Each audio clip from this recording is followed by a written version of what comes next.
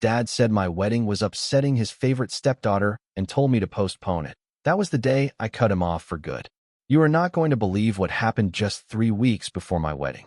My own father called me up, and with a tone that suggested we were discussing the weather, he told me to postpone it. Not reschedule, not move it to another date, but just postpone. His reason? My stepsister, Courtney, had just been dumped, and my happiness, my wedding day, would apparently make her feel worse about her breakup. I just stood there in my kitchen, phone glued to my ear, my mind completely numb. It was like I was in a bad movie. My amazing fiancée, Emma, saw my face and instantly looked concerned. Meanwhile, my dad just kept talking, as if this was the most logical, compassionate request in the world. Courtney deserves consideration, he said. She's always been so sensitive. And that's when it hit me. A gut punch. 8 years. 8 long years since he remarried. And not once, not a single time, had I ever come first. I hung up without a word, my hand shaking so violently I almost dropped the phone. Emma rushed over. "What happened?" she asked, her voice laced with worry. When I told her, her face went from concern to pure shock, then to an anger that mirrored my own. She knew my dad was difficult, but this wasn't just difficult. This was a line completely obliterated. She needed to understand the full picture, so I took a deep breath and started from the very beginning. My mom, she died when I was only 12. Cancer. It took her in just 6 brutal months, and my world just shattered into a million pieces. For 4 years after that, it was just Dad and me. And honestly, those years were hard, but I thought we were a team. I really did. Then, when I was 16, Dad met Susan at some work conference. She was a widow with 2 daughters, Courtney, who was 14, and Melissa, 10. 8 months later, they were married. Overnight, my entire life flipped upside down. Suddenly, I had a stepmother and 2 stepsisters, and from the moment Susan moved in, I felt like a stranger in my own home. My dad, the man I thought I knew, transformed into someone unrecognizable. Every single decision, every conversation, every shred of attention revolved around what Courtney wanted, what Melissa needed, how Susan felt. I became background noise. The memories came flooding back as I spoke to Emma. I remembered my high school graduation. I'd worked my butt off, maintained a 3.9 GPA, even earned a partial scholarship to a decent state university. It should have been one of my proudest moments. But Dad missed it. Why? Because Courtney had a dance recital that same afternoon. Not a competition, not some big performance, just a regular spring recital at her studio. When I asked him, genuinely confused, why he chose that over my graduation, he said, "Courtney's been practicing for weeks. She'd be devastated if no one showed up." So I walked across that stage, saw Emma's parents cheering for me in the audience, and in the seat where my own father should have been, there was nothing but an empty space. Then there was the college fund. My mom, she was so careful with money. Before she got sick, she'd started setting aside savings specifically for my education. After she died, Dad promised me that money would cover my tuition. But when I was 17, starting to apply to schools, Dad sat me down and explained, with a straight face, that money was needed elsewhere. Courtney, you see, wanted a car for her 16th birthday. Not just any car, mind you, but a nearly new Honda Accord that cost $18,000. My college fund, Dad used it for her down payment and the first year of insurance. He told me, "You're smart enough to get scholarships and loans." Courtney, he insisted, really needed reliable transportation for her activities. So I took out $43,000 in student loans and worked 2 part-time jobs all through college, just to get by. Meanwhile, Courtney got everything handed to her. New clothes, spending money, a sweet 16 party that cost more than my entire freshman year meal plan. Every family dinner became a showcase for Courtney's accomplishments and Melissa's activities. I remember coming home for Thanksgiving my freshman year, so proud to share that I'd made the dean's list. Dad smiled briefly, then immediately turned to Courtney to ask about her latest dance competition. The conversation never came back to me. I moved out the day I turned 18. College was 3 hours away, and after that, I rarely came home. I'd visit for major holidays, but each visit just reinforced how little space there was for me in that house. My old bedroom? It had been converted into a craft room for Susan within 6 months of me leaving. When I mentioned it hurt to see my space erased, Dad told me I was being overly sentimental and needed to accept that families evolve. Over the next 8 years, the distance between us grew, but God, I kept trying. I really tried to maintain some kind of relationship. I'd call him on his birthday, Father's Day. I invited him to important events in my life. My college graduation, which he missed because Melissa had a volleyball tournament. My first apartment, he never visited. The celebration dinner when I got my first real job after graduation. He canceled 2 hours beforehand because Courtney was having a crisis about whether to accept a job offer or go to grad school and needed his advice immediately. Emma had witnessed this pattern countless times throughout our 3-year relationship. She'd seen me make excuses for him over and over. She'd watched me get hurt repeatedly and then rationalize his behavior, always hoping things would somehow change, that my father would eventually see me again. But this wedding situation shattered every last illusion I'd been clinging to. I looked at Emma, and I knew what I had to do. "I need to call him back," I said. She just nodded, squeezing my hand, her support a silent anchor. I dialed his number. He answered on the second ring, his voice annoyingly cheerful, like we'd just been discussing weekend plans instead of him demanding I dismantle my wedding. Before I could even say a word, he started talking. "Junior, I'm so glad you're being reasonable about this. I already told Courtney you agreed to postpone, and she was so relieved and grateful. She's actually planning to come stay with you and Emma that weekend now. She needs to get away from everything here, and spending time with family will really help her heal. I told her you'd be happy to have her." My blood turned to ice. He had already told Courtney I agreed, without waiting for my actual answer, without any consideration for what I wanted, and now he expected me to host her the very weekend Emma and I were supposed to be getting married? He had decided my life for me, just like he'd been doing for 8 years. That was it. I exploded. 8 years of swallowed frustration, of hurt, of being pushed aside, came pouring out. "Absolutely not." I yelled, my voice shaking with pure rage.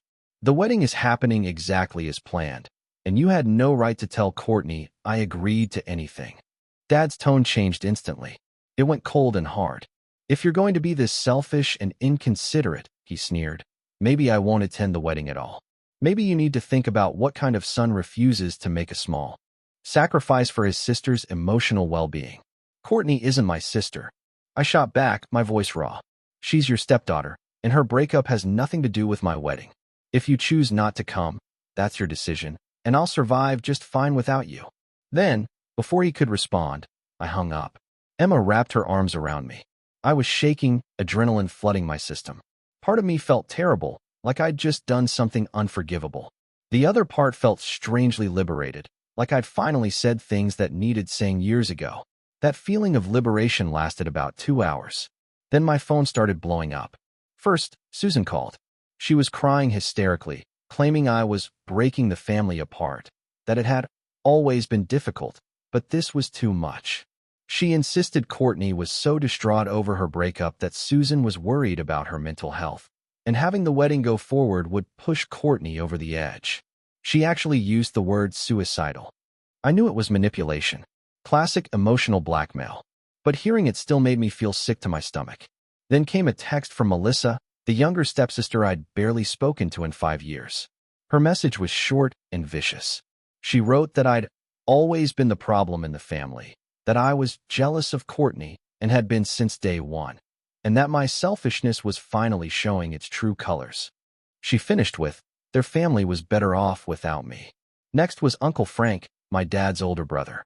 He called, saying he'd heard about the situation from my father, and while he understood I was excited about my wedding, I should really reconsider.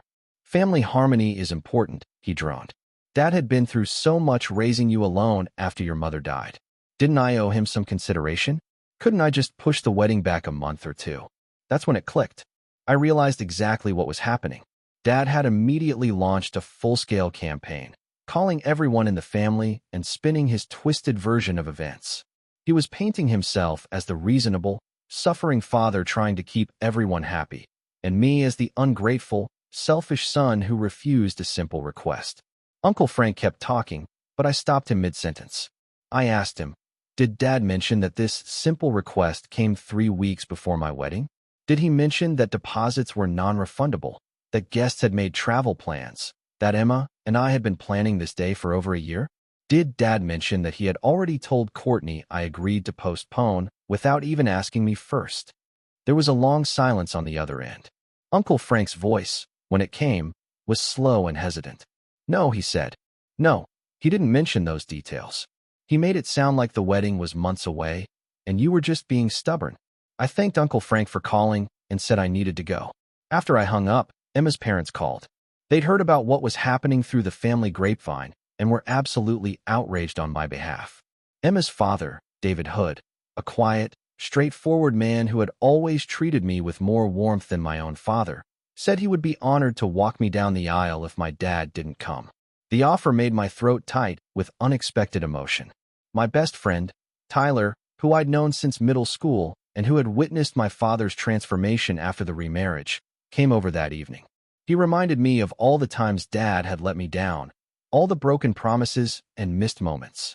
He said I deserved better and shouldn't feel guilty for standing up for myself. By the end of that first day, I was emotionally exhausted, but also more certain than ever. I drafted a group text message to all the family members who'd contacted me. I kept it simple and clear. The wedding will proceed as scheduled. Everyone is welcome to attend, but I won't be discussing or debating the decision further. Anyone who wants to come should RSVP. Anyone who doesn't is free to decline. Then I sent it. I blocked Susan and Courtney's numbers because I just couldn't handle any more manipulation. But I left Dad's number unblocked. Some small, foolish part of me still hoped he'd come to his senses and apologize. That he'd realize how badly he'd hurt me and try to make it right. That hope lasted 2 days. On the third day after that initial phone call, my cousin Derek called me. Derek was Uncle Frank's son, about my age, and we'd been close as kids.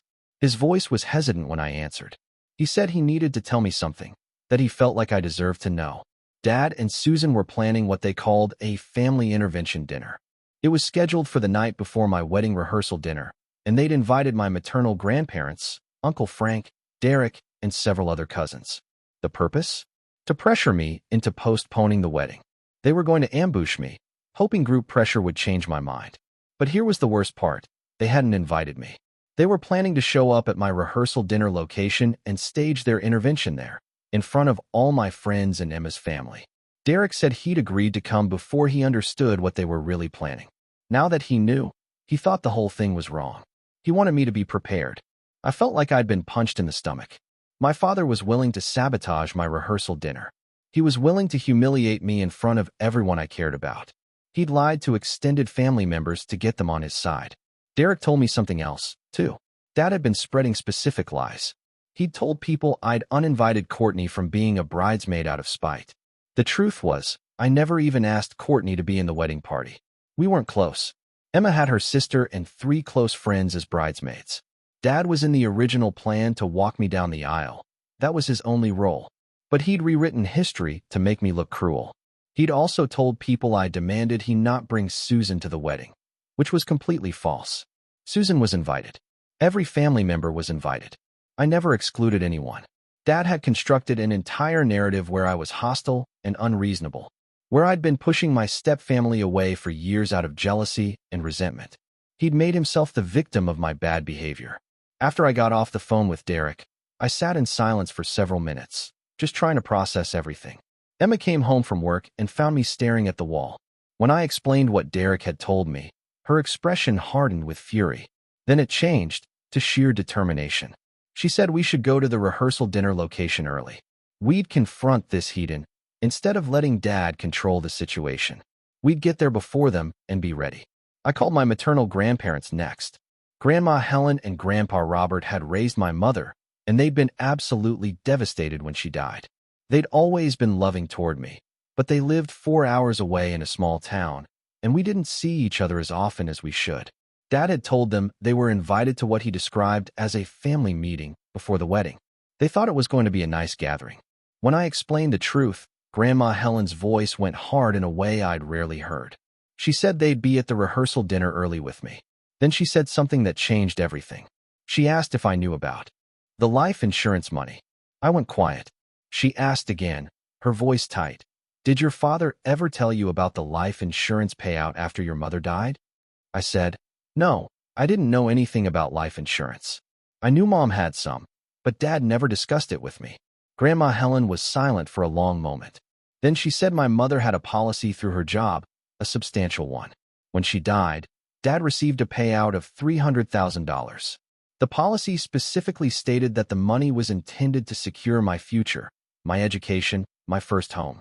Dad was supposed to put it in trust for me or use it exclusively for my benefit. I couldn't breathe.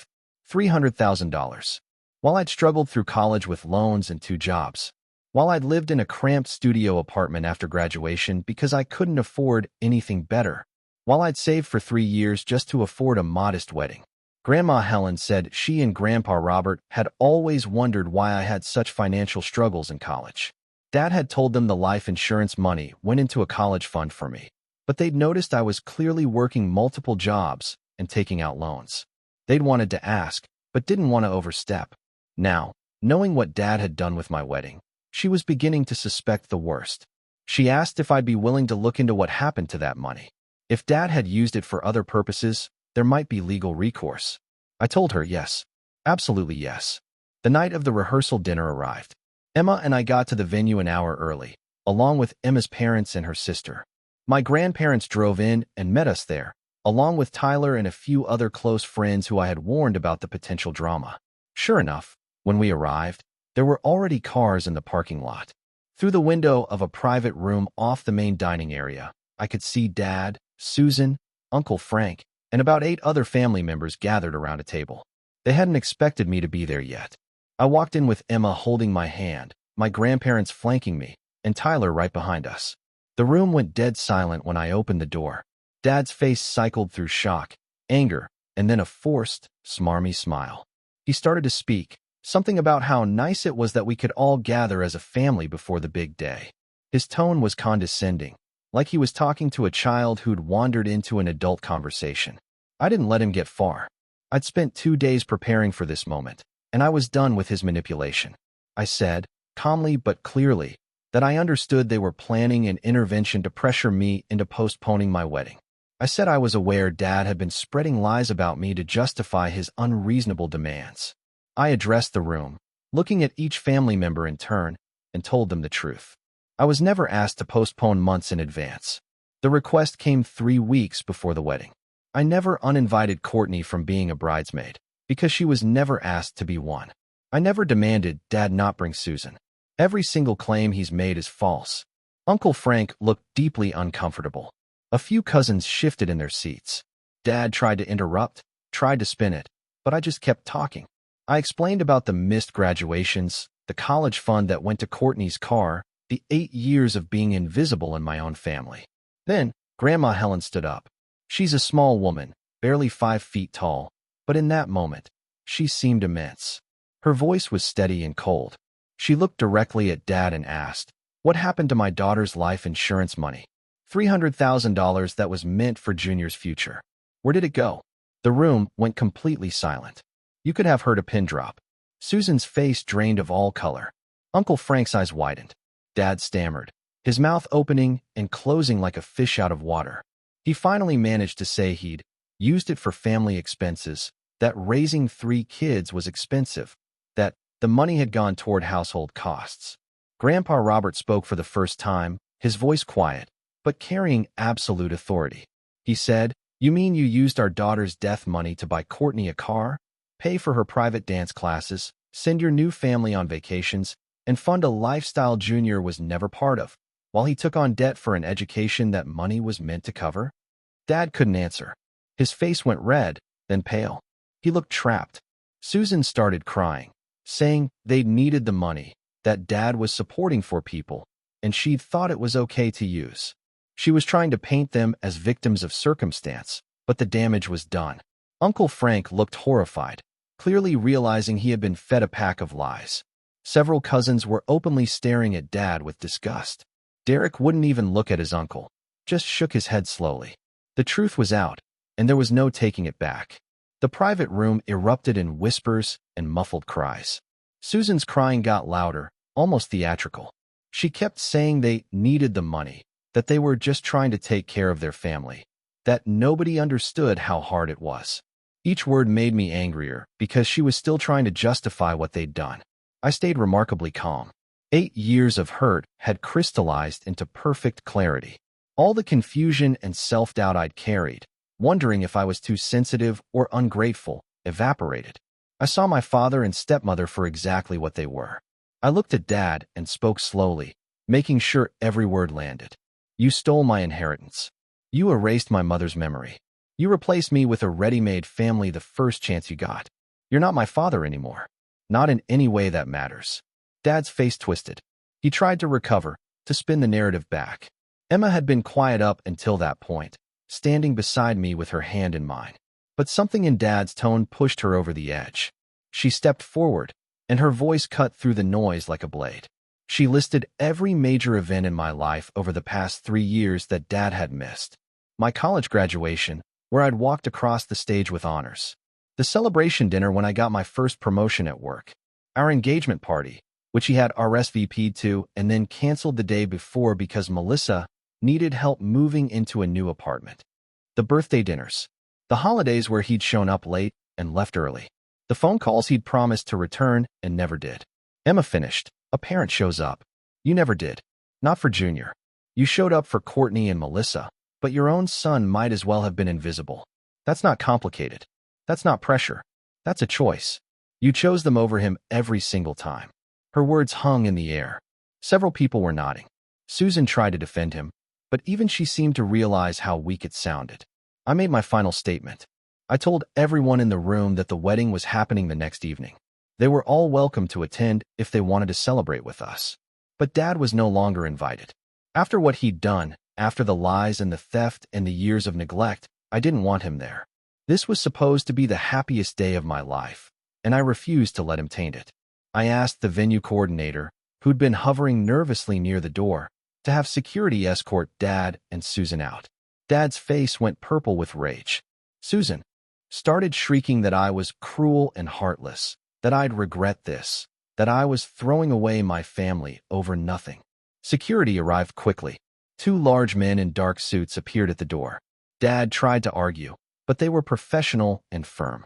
He and Susan were escorted out, Susan still wailing about how unfair everything was. That's when Courtney appeared. She'd apparently been in the bathroom during the entire confrontation and had missed everything. She walked into the room looking confused, her eyes red like she'd been crying. When she saw security escorting her mother out, she looked around frantically, trying to understand what happened. Someone quickly filled her in, and her face went through several emotions: shock, embarrassment, and then something that looked like shame. She stood there for a moment, then spoke quietly. I never asked you to postpone your wedding. I didn't even know you were getting married until Dad told me yesterday.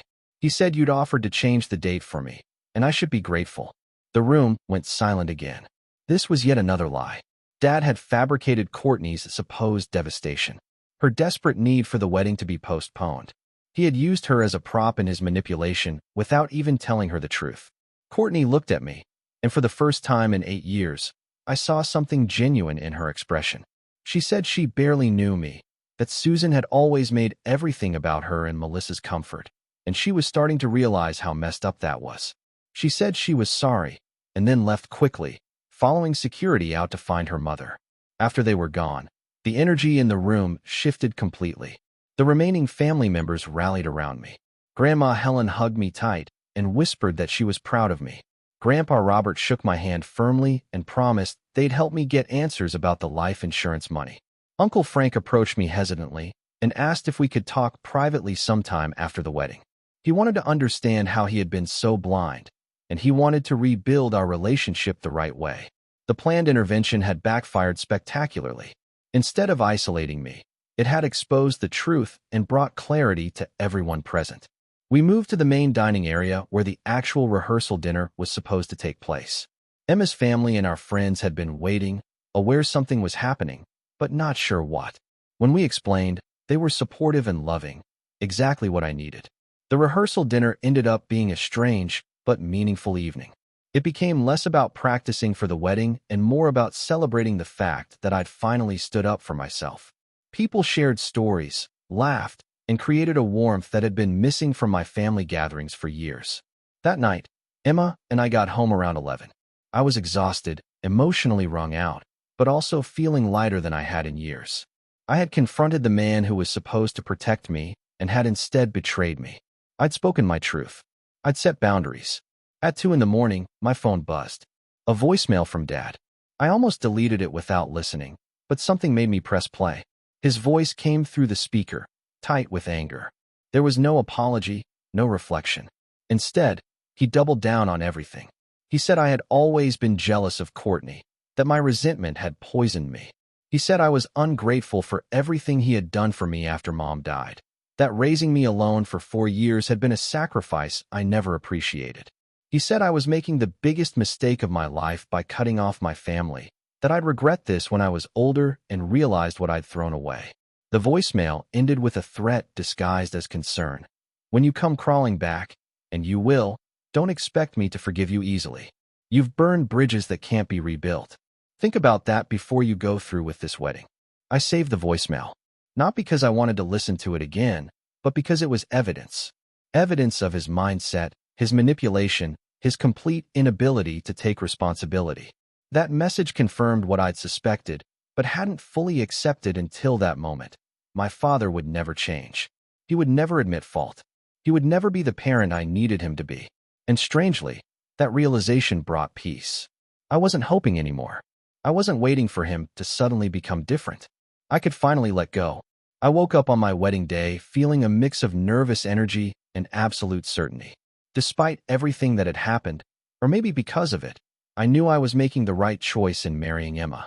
She'd stood beside me through the worst family drama imaginable, never wavering. The morning was busy with final preparations. My groomsmen, led by Tyler, picked me up and took me to breakfast. They kept the mood light, telling stupid jokes and reminiscing about college. It was exactly what I needed. When we got to the venue around noon to start getting ready, David, Emma's father, pulled me aside. He's a quiet man, thoughtful and steady. He put his hand on my shoulder and said, "If you want someone to walk you down the aisle, I'd be honored to do it." The offer made my eyes sting with unexpected emotion. I thanked him and said I'd think about it. Guests started arriving around 4. The ceremony was scheduled for 5. I stood in the groom's ready room, adjusting my tie for the 10th time, when Tyler poked his head in and said someone was asking to see me. My stomach dropped. I thought maybe Dad had shown up to cause a scene. But Tyler's expression was neutral, not alarmed. He said it was Courtney. She was standing in the hallway outside the room, wearing a simple blue dress, her hands clasped nervously in front of her. When she saw me, she immediately said she'd understand if I wanted her to leave. She knew she wasn't invited to the wedding party, but she wanted to attend, if that was okay. I was genuinely surprised. After the blow-up last night, I hadn't expected to see her again. She spoke quickly, like she needed to get the words out before she lost courage. She said she had been in therapy for the past 2 months, actually dealing with her breakup and some other issues. Last night's confrontation had shaken her. She had gone home and really looked at how her mother and my father had behaved. She saw the manipulation clearly for the first time. She was starting to understand how toxic the family dynamics had been and how blind she had been to my experience. She said she was sorry, not just for last night, but for the past 8 years, for benefiting from a situation that hurt me, for never questioning why I was never around, for accepting the narrative that I was the problem. I appreciated her honesty. I told her she could stay for the ceremony if she wanted, but I asked her to sit toward the back and keep a low profile. This wasn't about punishing her. I just didn't want any drama on my wedding day. She agreed immediately, thanked me, and disappeared down the hallway. The ceremony started right on time. The venue was beautiful, decorated exactly as Emma and I had envisioned. White flowers everywhere, soft lighting, about 80 guests filling the chairs. I decided to walk myself down the aisle. It felt right, symbolic of standing on my own. But as I stood at the altar, waiting for Emma to appear, David caught my eye from the front row and nodded at me with so much warmth that I felt overwhelmed with gratitude. Emma's family had welcomed me completely. Then the music changed, and Emma appeared at the back of the aisle. She was breathtaking. Her dress was elegant and simple, her face glowing with happiness. As she walked toward me, accompanied by her father, I felt every painful moment of the past week fade away. This right here was what mattered. The ceremony itself was perfect. We had written our own vows. When it was my turn to speak, I mentioned my mother briefly, saying I knew she was with us in spirit and would have loved Emma. My voice cracked a little, but I got through it. I talked about building a future based on showing up for each other, on being true partners, on creating a family defined by love and presence, not obligation. Emma's vows made me cry. She talked about my strength, my resilience, my capacity for forgiveness and growth. She said she was honored to be building a life with someone who knew what mattered. When we kissed and turned to face our guests as husband and wife, the applause was thunderous. Walking back down that aisle with Emma's hand in mine, I scanned the crowd. Conspicuously absent were Dad, Susan, and Melissa. But Courtney was there in the back row, clapping with tears running down her face. My grandparents were in the front, beaming. Uncle Frank gave me a thumbs up. Tyler was grinning like an idiot. The reception was pure joy. No drama, no tension, just celebration. The food was excellent, the music was perfect, and the speeches were heartfelt. Uncle Frank spoke during the family toasts, publicly apologizing for doubting me and praising Emma for her loyalty. It meant more than he probably knew. Tyler's best man speech was a perfect mix of humor and sincerity. He told embarrassing stories from our teenage years, then talked about watching me grow into a man of integrity despite difficult circumstances. He raised his glass and said, "To Junior, who proves every day that family is what you make it, not what you're born into." David, Emma's father, gave a speech that absolutely destroyed me emotionally in the best way. He talked about gaining a son, about how Emma had chosen well, about how their family was proud to welcome me. He said, "We're honored to have a son like you. You've shown remarkable character, and we're grateful Emma found you." I felt a belonging I hadn't experienced in years. This was family. These people who showed up, who celebrated with us, who supported us through chaos. Late in the reception, around 9 at night, I noticed Courtney getting ready to leave. I excused myself from a conversation and caught up with her near the exit. She seemed surprised that I'd followed her. I thanked her for coming. I told her it meant something that she'd acknowledged the truth, even if it was difficult. She nodded, looking uncomfortable, but genuine. She said she was sorry she had been blind for so long, that I deserved better from all of them. I told her I hoped she'd find her own path forward. We wouldn't be close. Too much had happened, and we didn't really know each other. But it was an acknowledgement, and that was enough. The night ended perfectly. Emma and I left around 11, exhausted and happy, heading to a hotel near the airport for a few hours of sleep before our early morning flight. As we drove away from the venue, I looked back at the glowing windows and felt complete peace. I'd done it. I'd stood up for myself. I'd married the love of my life, and I'd surrounded myself with people who actually valued me. The next morning, we were waiting at the airport gate for our flight to a small Caribbean island for our honeymoon. When I checked my email, there was a message from a law office I didn't recognize. The subject line read, Estate of Margaret and Hayes, life insurance proceeds. My mother's name, Margaret and Hayes. I opened it with shaking hands. The email was from a lawyer named Patricia Fernandez. She explained that my maternal grandparents had contacted her office regarding potential misappropriation of life insurance funds. She had done a preliminary investigation and found documentation that was concerning. There was a paper trail. Dad had received a payout of $300,000 from my mother's life insurance policy 10 months after her death. The policy documents clearly stated the funds were intended for my benefit as the minor child. Dad, as my surviving parent, was the trustee of those funds until I turned 25. But the money had never been put in trust. Instead, Dad had deposited it into a joint checking account with Susan within 2 months of their marriage. Over the following 5 years, the money had been systematically spent. The lawyer had found records of major purchases: Courtney's $18,000 car, a $50,000 kitchen renovation, family vacations, including a $23,000 trip to Europe that I'd never been invited on, Melissa's orthodontic work that cost $12,000, and numerous other expenses that benefited Dad's new family, but never me. Patricia wrote that this appeared to be a clear case of breach of fiduciary duty. She believed I had grounds for a lawsuit to recover the misappropriated funds plus interest and potentially damages. The current value, with interest calculated over 8 years, would be approximately $417,000. She wanted to schedule a consultation when I returned from my honeymoon to discuss options. I showed Emma the email. She read it. her expression hardening with anger on my behalf. Then she hugged me tight and said, "He's going to face consequences." Finally, as our flight boarded and we headed toward a week of peace and celebration, I felt something shift inside me. Justice was actually possible. My father had stolen from me, lied to me, replaced me, and now he was going to have to answer for it. Emma and I had a beautiful honeymoon. 5 days on a quiet island, away from phones and email and family drama. We snorkeled, ate incredible food, slept late, and just existed together. It was healing in ways I didn't know I needed. But when we got home, reality was waiting. There were 17 missed calls from various family members and a certified letter from Dad's lawyer. The letter was exactly what I expected.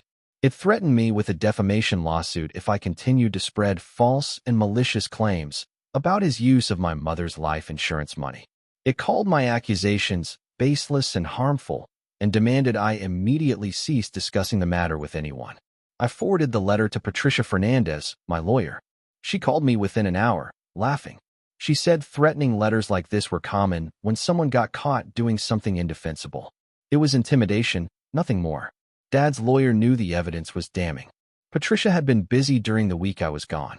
She'd subpoenaed bank records, obtained the original life insurance policy documents, and built a timeline of exactly how the money had been spent.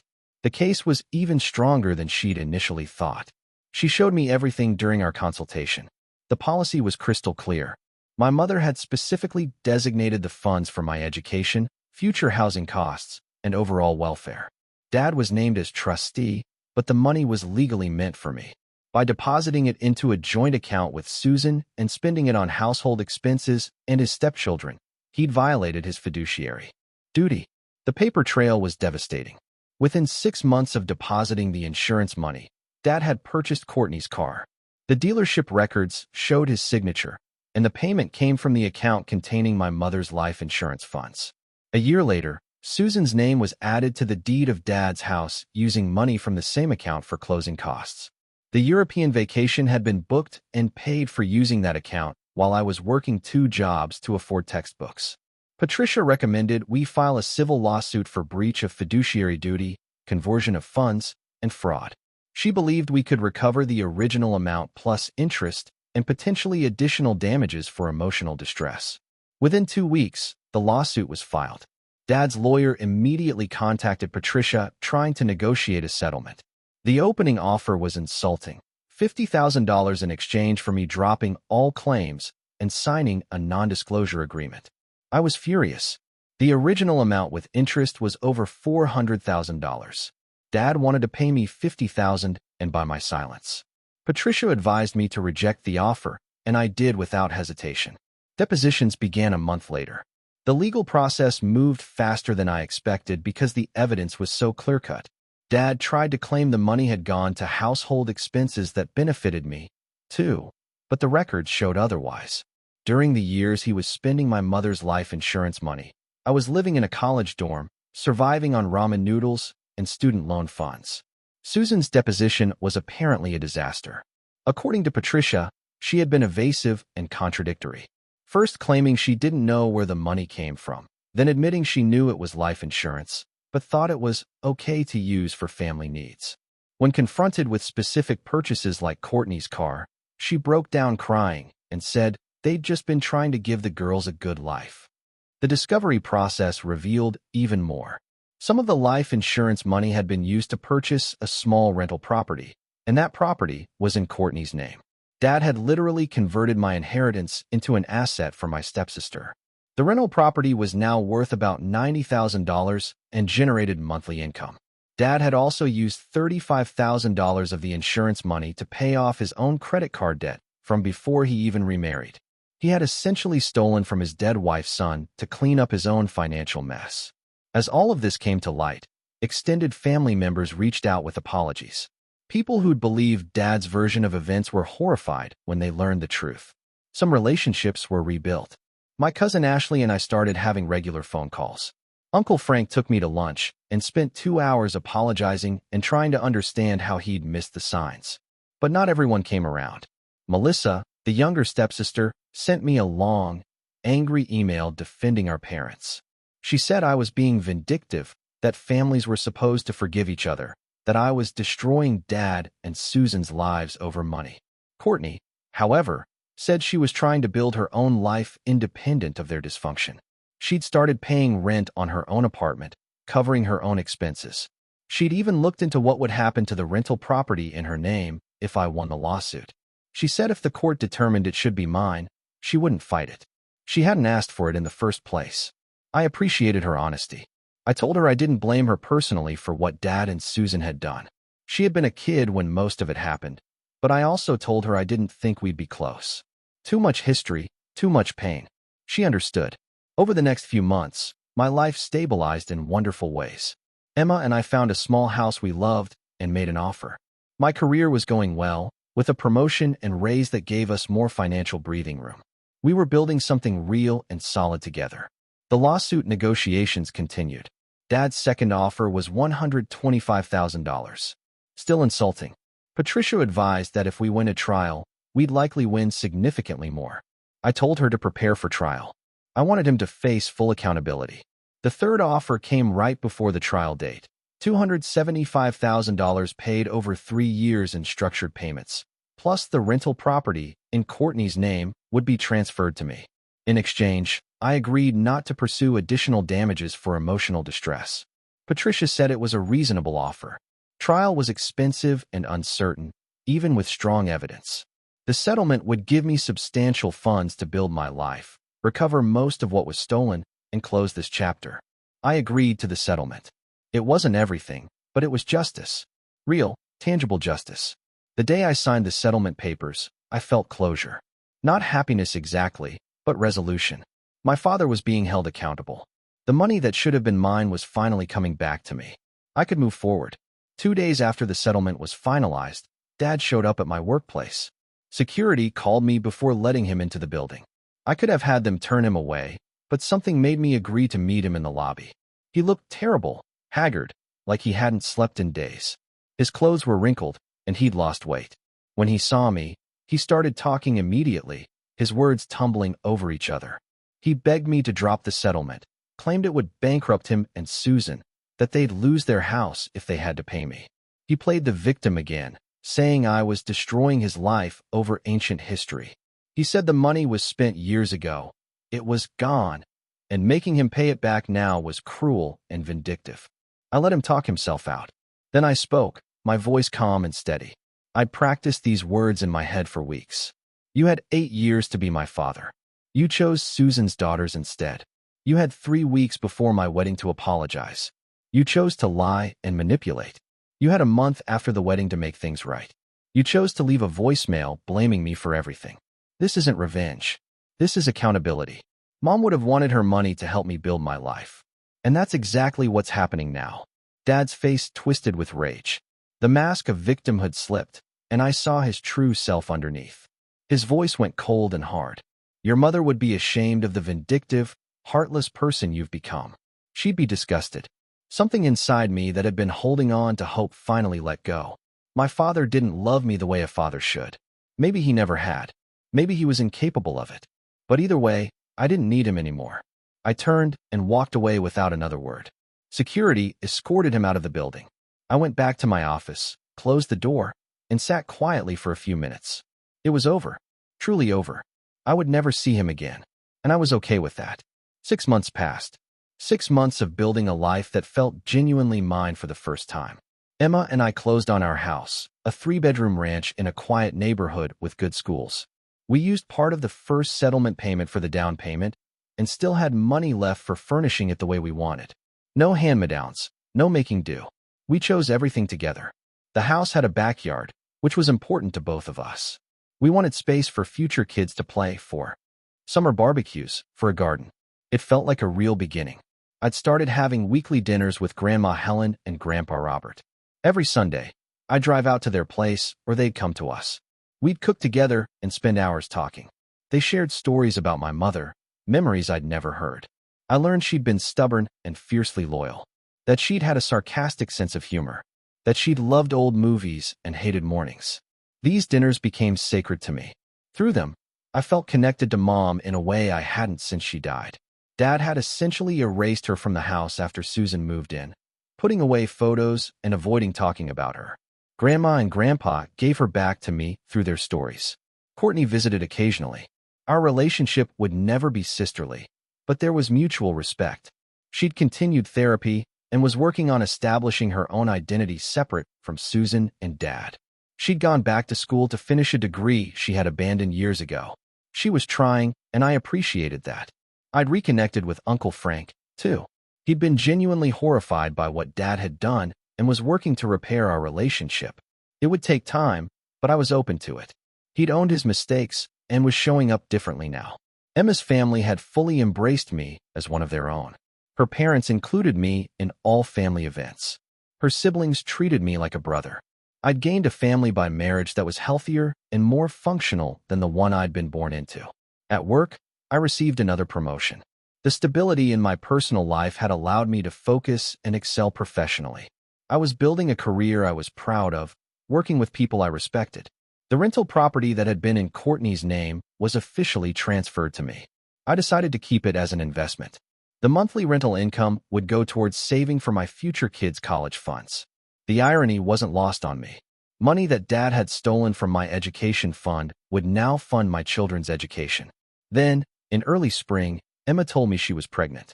We had been trying for a few months, hoping but not expecting it to happen quickly. When she showed me the positive test, I completely broke down.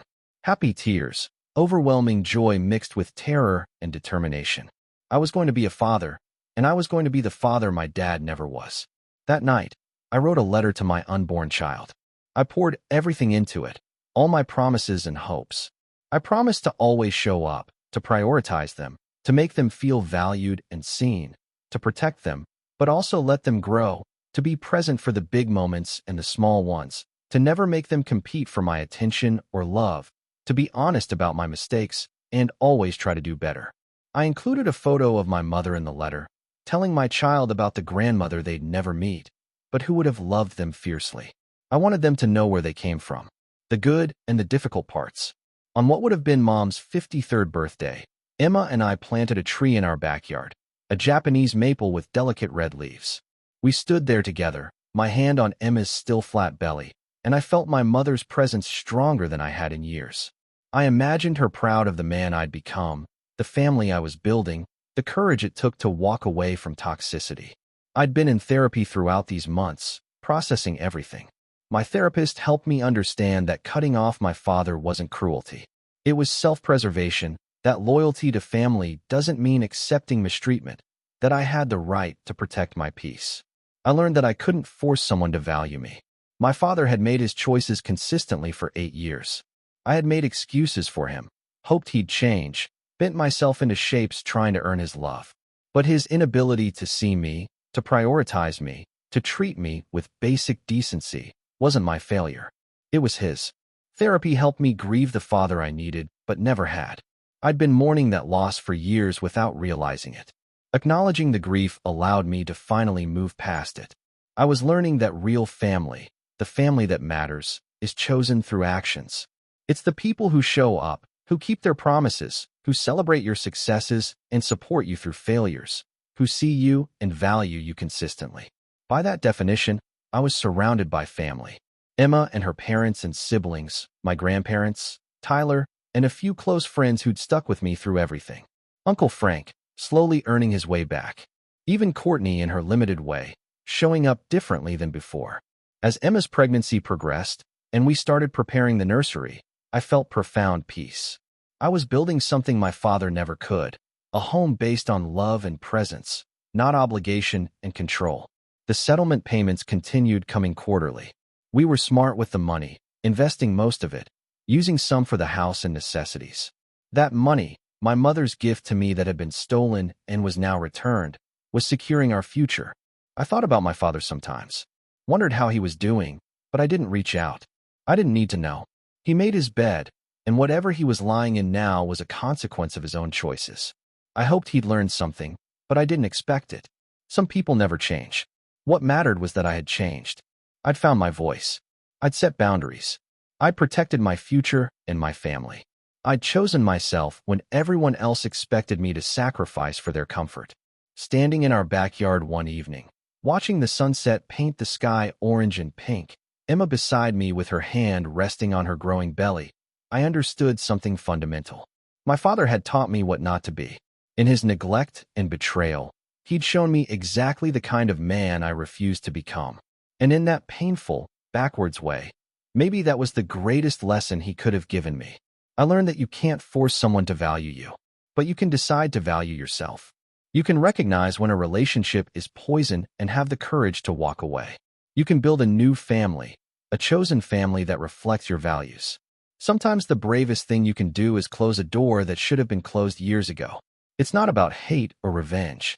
It's about loving yourself enough to demand better, to protect your peace, to refuse crumbs when you deserve a feast. My father taught me what not to be. He showed me exactly how a parent can fail, how love can be conditional, how family can be weaponized. And from that painful education, I built something different, something better. A life based on showing up, keeping promises, valuing the people who value me. As I stood there with my hand joining Emma on her belly, feeling the first tiny flutters of movement from our child, I made a silent promise. This baby would never question my love, would never compete for my attention, would never feel invisible in their own home. I would be present, engaged, committed. Not perfect, but present. That's the life lesson I carry forward. That's the gift hidden in all the pain. My father's failures taught me how to succeed as a man, a husband, and soon, a father. Sometimes the most important lessons come from the worst teachers. I'm at peace now, truly at peace. The door is closed, but so many new doors have opened. I have a wife who stands beside me through everything. A child on the way, a home we built together, a future full of possibility. Family, real family, chosen and earned through love and presence. That's enough. More than enough. It's everything. Have you ever had to walk away from a toxic family member to protect your own well-being? How did you find the strength to set those boundaries? And what did you learn from it? I'd love to hear your story in the comments below. Your experience might help someone else who's struggling with a similar situation. If this story resonated with you, please hit that like button and subscribe to this channel for more real-life stories about resilience, family, and finding your way through difficult times. Share this with someone who might need to hear it. Someone who's struggling to set boundaries or walk away from toxicity. Sometimes we all need a reminder that choosing ourselves isn't selfish, it's survival. Thank you so much for listening to my story. I hope it brought you some insight or comfort, or maybe just the permission to put yourself first when you need to. Take care of yourselves, protect your peace, and remember that family is what you make it, not what you're born into. Until next time.